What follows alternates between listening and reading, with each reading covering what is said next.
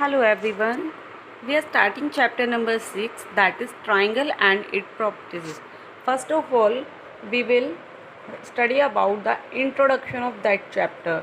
So chapter will easy for you when you see the introduction. So what is the name of the chapter? Triangle and its properties. Properties हम बाद में पढ़ते हैं, पहले हम देखते हैं ट्राइंगल क्या होता है. Having 3 lines and a close figure, जिसकी 3 लाइन्स होती हैं और क्लोज्ड फिगर होती है. Like I will give the name P Q R. So P Q R is a triangle. Close figure है, 3 लाइन्स हैं जो जॉइन हो रही हैं एक दूसरे से, that is called a triangle. अब हम बात करते हैं ट्राइंगल्स की साइड्स की, एंगल्स की, वर्टेक्स की. What is side of the triangle? Triangle की साइड्स कौन कौन सी होती हैं? P Q is a side. P Q क्या है? आपकी एक साइड है. क्यू आर भी आपकी क्या है? एक साइड है ट्राइंगल की. और पी आर भी आपकी क्या है? एक साइड है. और we can say if we will move like this, P Q, Q R and R P, we will say like this also, R P. These are the side of triangle. All you know that 3 sides in a triangle, so this is the 3 side, naming of the 3 sides. Now what is angle? In this angle कौन कौन से हैं? Angle P है, angle Q है, angle R है. ठीक है, हमें ये तो पता चल जाता है कि ये इसमें 3 एंगल्स होते हैं, angle P, Q and R. ठीक है, अब हम इस एंगल्स को हमने सिंपल नहीं लिखते, कैसे लिख देते हैं? अगर एंगल P की बात की है तो आप उसे कैसे लिखेंगे? Q P R. देखो, इसको एक और लिखने का क्या तरीका है? Q P R, या लिख सकते हैं हम R P Q. Okay, R P Q. In short we can say, जब हमें किसी एंगल के बारे में बताना होता है, हमें P बताना है, अगर आपको ये दिया हुआ है और बोला है इसमें कौन सा एंगल है, तो जो बीच में होगा वही हमारा एंगल होगा. In short we can say P बीच में होना चाहिए. So this is the angle P and this is 2 types how we can write the angle P. Similarly we can say write Q. How can we write Q? Q बीच में आना चाहिए, तो पहले हमारा P आएगा. P Q R, angle P Q R. और we can से R भी तो पहले हो सकता है, R Q P, R Q P. You have noted that Q इनमें भी क्या है? बीच में है. इट मीन्स अगर हमें ये फिगर ये इस टाइप से दिया है तो हमें रिकॉग्नाइज करने में, पहचानने में इजी होगा कि किस एंगल के बारे में बात कर रहा है. जो मिड में होता है उसी एंगल के बारे में बात हो रही थी, तो Q. और we can, how can we write R? R को कैसे लिखेंगे? P R Q, P R Q. We can write like this, P R Q, क्योंकि R बीच में होना चाहिए. और we can write like Q R P, Q R P. ठीक है, so this is the angles of a triangle. Now we will talk about the vertex. What is vertex?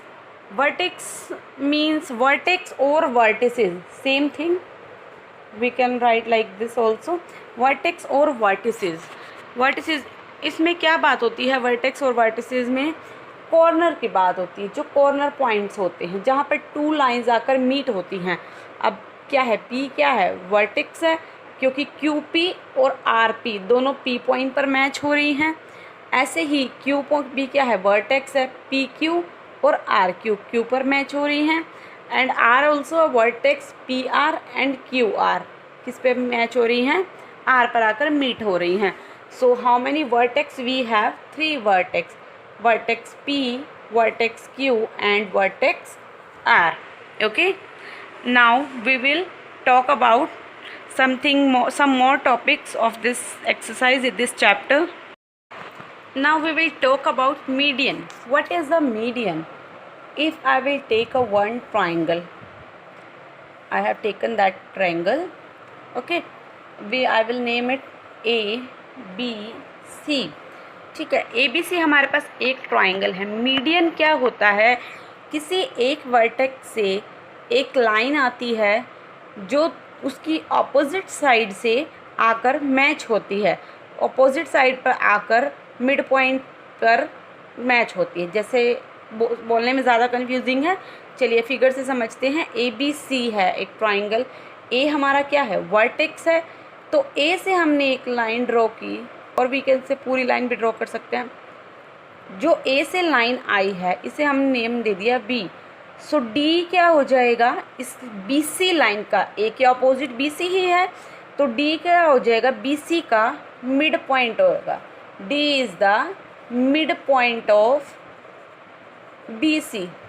Okay, D क्या है, mid point है, बिल्कुल बीच में आएगा। तो जब बीच में आएगा तो इधर से BD और DC दोनों क्या हो जाएंगी, इक्वल हो जाएंगी। और इसमें मीडियन क्या होगी, बात हम मीडियन की कर रहे हैं, हमने मिड पॉइंट पढ़ लिया, क्या है, D। जो A से लेकर D तक पूरी लाइन है ये क्या हो जाएगी, median. So we can say AD is the median. Okay, ये तो हमने एक वर्टेक्स की बात की है। अगर हम और दूसरा वर्टेक्स लें, चलिए मैं एक और फिगर बना लेती हूँ। ये है हमारा ट्राइंगल ABC।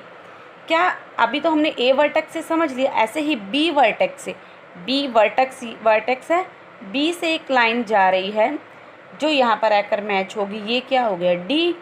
सो D क्या हो जाएगा, किसका मिड पॉइंट हो जाएगा, क्योंकि B के ऑपोजिट साइड लेनी है, वहाँ पर जाकर मीट करता है। B के ऑपोजिट क्या है, AC है।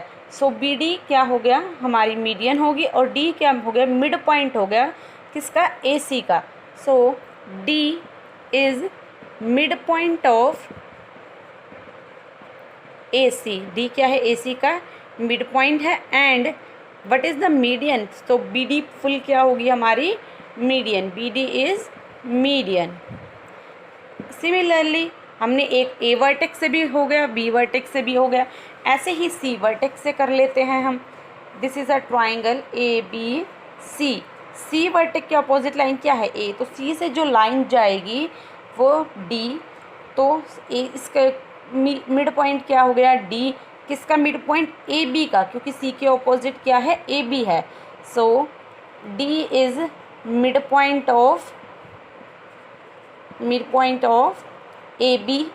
And what is the median, अब CD हो जाएगी median, CD is the median. इसमें अब क्या हो जाएगी हमारी, CD मीडियन हो जाएगी। तो हम किसी भी वर्टेक्स से अगर हम एक लाइन ड्रॉ करते हैं तो वो क्या हो जाती है, आपकी मीडियन हो जाती है, और उसका दूसरी अपोजिट लाइन पर वो मिड पॉइंट बनाती है। चलिए अब नेक्स्ट पढ़ते हैं हम एल्टीट्यूड। व्हाट इज एल्टीट्यूड, मान लो एक ट्राइंगल है, ठीक है, I will name it PQR। Okay, PQR हमारे पास एक ट्राइंगल है, किसी भी वर्टेक्स से, जैसे उसमें पढ़ा हमने, किसी भी वर्टेक्स से हो सकती है ये। सो हम P से एक वर्टेक्स से एक लाइन ड्रॉ करते हैं जो यहाँ पर परपेंडिकुलर होगी। परपेंडिकुलर का मीन्स जो 90 डिग्री का एंगल बनाए, यहाँ पे ये 90 डिग्री का एंगल बना रही है। सो PQR हम इसको क्या नेम दे देते हैं, S। ओके, तो PS क्या होगी, परपेंडिकुलर लाइन हो जाएगी। ओके, सो PS पूरा क्या है, PS इज एल्टीट्यूड। PS क्या है आपका, एल्टीट्यूड। अब आप पूछेंगे कि एल्टीट्यूड और मीडियन में डिफरेंस क्या है, कि वो भी मिड पॉइंट पर आकर मिलती थी, बट क्या है इसमें डिफरेंस, कि जो PS है एक तो 90 डिग्री का एंगल बनाती है, बट ये ज़रूरी नहीं है कि मिड पॉइंट पर ही आकर मिले। मीडियन का कंपलसरी है कि वो मिड पॉइंट पर ही आकर मीट होगी, और जो उसके अपोजिट साइड के वर्टेक्स से आकर मीट होगी, और उस लाइन को 2 इक्वल पार्ट्स में डिवाइड करेगी। अगर एल्टीट्यूड में क्या है, अगर मैं एक इस टाइप का ट्राइंगल ले लेती हूँ, ठीक है, इस टाइप का मैंने एक ट्राइंगल ले लिया, तो यहाँ से जो अगर मैंने ये ली है लाइन जो यहाँ पर क्या बना रही है, 90 डिग्री का एंगल बना रही है, so this is a perpendicular. If we name it ABCD, so AD is a perpendicular. Can you say AD is a median? No, because it doesn't meet on the midpoint. ये midpoint पर meet नहीं करती है, median midpoint पर meet करती है, altitude not compulsory that it meet on midpoint. So this is about median and altitude. Now our next topic is exterior angle of a triangle and its properties. Exterior angle के बारे में बात करेंगे। चलिए हम पहले एक ट्राइंगल बनाते हैं। This is a triangle. Okay, I will give the name ABC. जो इसके अंदर बन रहे हैं ये 3 एंगल्स हैं. We will name it 1, 2 and 3.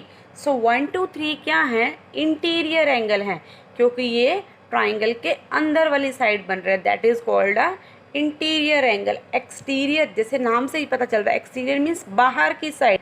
जैसे ये है, अगर मैं इसे एक्सटेंड कर दूँ, BC लाइन को एक्सटेंड कर दूँ, तो यहाँ पर जो एंगल बनेगा वो क्या होगा? हमारा एक्सटीरियर एंगल. ज़रूरी नहीं है ये किसी एक ही वर्टेक्स पे बने, दूसरे वर्टेक्स से, तीसरे वर्टेक्स से भी बन सकता है. ऐसे ही अगर मैं BC को इस साइड से एक्सटेंड कर दूं, जो यहाँ पर बनेगा वो एक्सटीरियर एंगल होगा. ऐसे अगर इस लाइन को नीचे से एक्सटेंड कर दूं तो ये एक्सटीरियर बनेगा, और इस लाइन को इधर से इंक्रीज़ कर दिया जाए तो ये एक्सटीरियर एंगल बनेगा. So there are many exterior angle. बहुत सारे एक्सटीरियर एंगल होते हैं इन अ ट्राइंगल. सो हमें एक्सटीरियर एंगल के बारे में पता चल गया. अब हम पढ़ते हैं इसकी प्रॉपर्टीज़ के बारे में.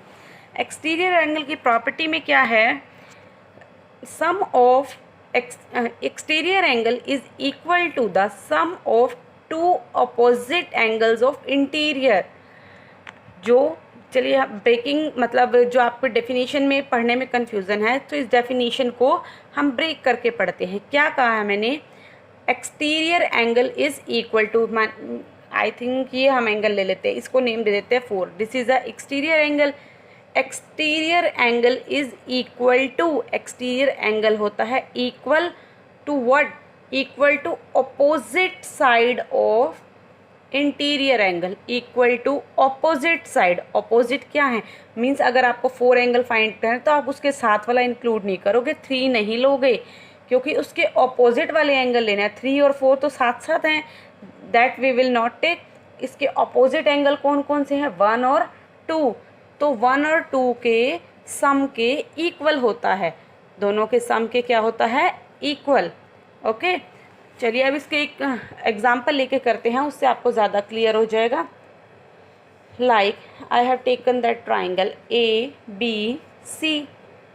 Okay, A is given to you 50 and C is given to you 70, and this one given extended line, and that is the exterior angle. तो आपसे पूछा गया है what is the value of x. x की value क्या होगी? तो x क्या है? Exterior angle. So exterior angle is equal to sum of opposite interior angle.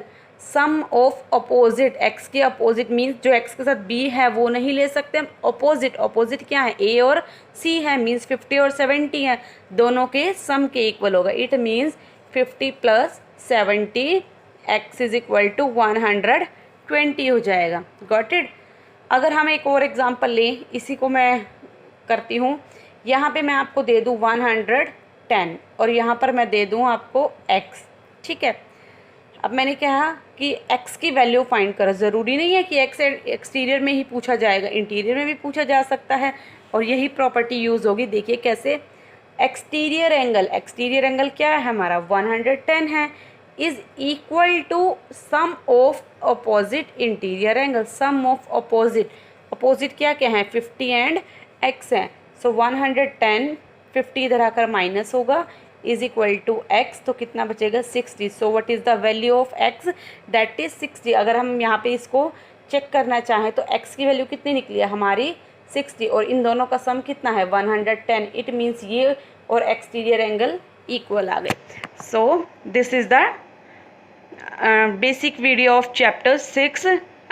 Other basics we will discuss in the next video. Thank you.